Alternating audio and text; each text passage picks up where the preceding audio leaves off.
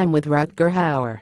The actor who played Blade Runner's Roy Batty, that most poetic of movie villains, in 1982 was surprised by the need to make a sequel to Ridley Scott's classic sci-fi film.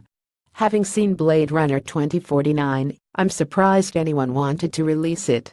I have modest hopes. The director, Denis Villeneuve, was behind two excellent films in the last 2 years, Sicario and Arrival. The latter, also sci-fi, made me think Villeneuve might have some novel ideas about how to, if not improve upon Scott's film, arguably impossible, then at least bring some stylish novelty to the proceedings. But number 2049 is a bloated and tedious 2 hours and 43 minutes. It is so dull that the final plot twist, sorry, I fell asleep.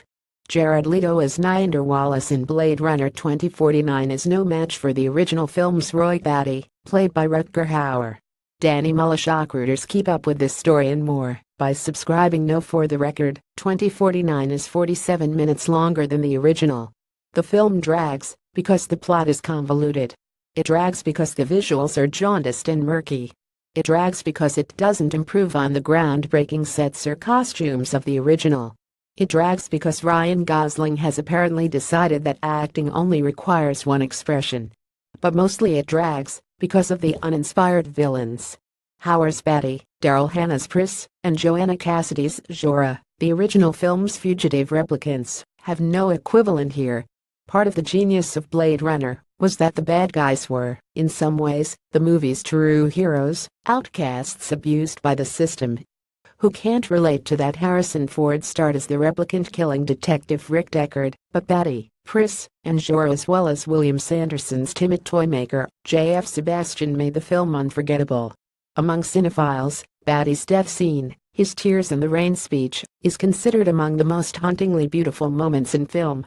Similarly, Hannah brought a new layer to Battis with her punk raccoon styling, not to mention that backward somersault clump move.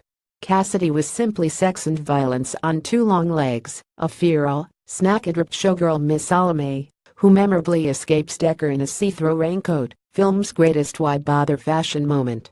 Blade Runner 2049 has Jared Leto. The actor, who won an Oscar in 2014 for Dallas Buyers Club, has a reputation for entertaining creepiness off-screen. He only brings the creepy to milk kid mogul Niander Wallace, the manufacturer of an improved, as in safer android that, sorry, I fell asleep. Maybe it was the name Niander, the antithesis of scary. Or maybe it was the nonsensical new age gibberish Wallace spouts in his first big scene. I admit it left me terrified, though not for the intended reason. I realized that I was only a half hour into the film. Makes you wonder what Villeneuve's first choice, David Bowie, would have done with the part. Blade Runner 2049 director Denis Villeneuve left, and cast members Ryan Gosling and Harrison Ford participate in a panel discussion at the 2017 Comic-Con International Convention in San Diego, California, July 22.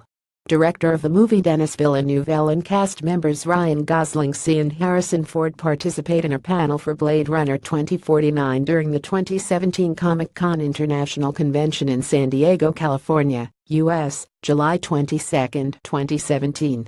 Reuters. Mario Anzuoni. Reuters. Wallace's number 2, an android named Love, really is icy in a predictably icy way. She's played by Sylvia Hoeks, a Dutch actress who looks fetching in her Betty Page bangs. She can crush things with her hands and, sorry, I fell asleep.